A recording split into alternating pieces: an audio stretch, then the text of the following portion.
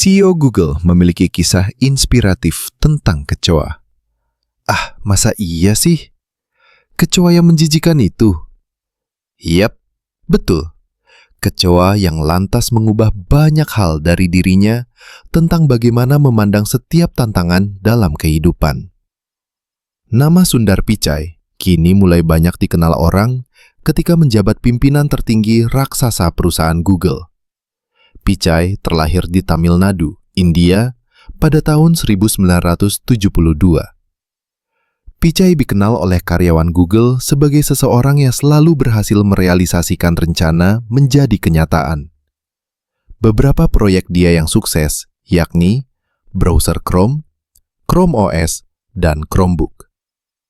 Sundar Pichai memang dikenal sebagai orang yang ramah, cerdas, dan pekerja keras. Ada sebuah kisah inspiratif dari pidato yang indah oleh Sundar Pichai, seorang alumni IIT MIT dan mantan Global Head dari Google Chrome. Apa isi pidato tersebut? Kisah inspiratif Sundar Pichai berpidato tentang kecoa. Kisah inspiratif di balik kecoa yang menjijikkan. Teori kecoa untuk pengembangan pribadi. Di sebuah restoran, seekor kecoa tiba-tiba terbang dari suatu tempat dan mendarat di seorang wanita.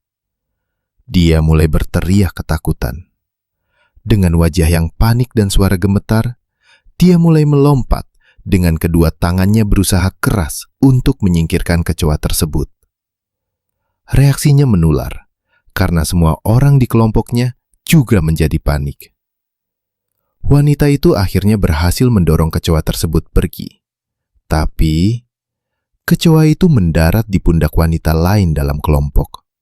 Sekarang, giliran wanita lain dalam kelompok itu untuk melanjutkan drama. Pelayan bergegas ke depan untuk menyelamatkan mereka.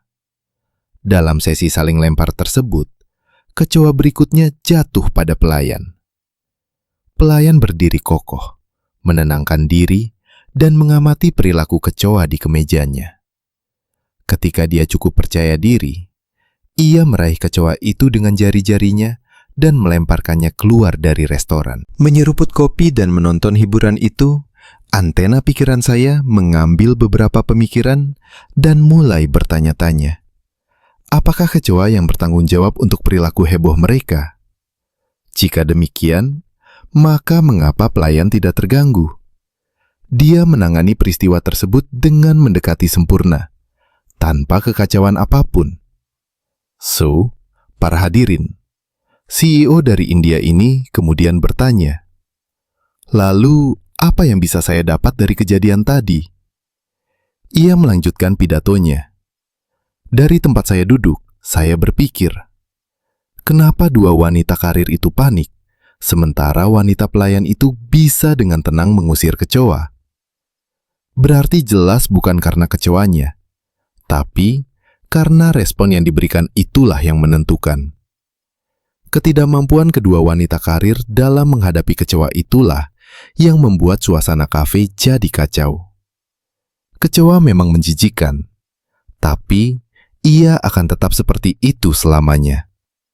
Tak bisa kau ubah kecoa menjadi lucu dan menggemaskan. Begitupun juga dengan masalah, atau macet di jalanan, atau istri yang cerewet, teman yang berkhianat, bos yang sok kuasa, bawahan yang tidak penurut, deadline yang ketat, tetangga yang mengganggu, dan sebagainya. Sampai kapanpun semua itu tidak akan pernah menyenangkan. Tapi bukan itu yang membuat semuanya kacau. Ketidakmampuan kita untuk menghadapi yang membuatnya demikian.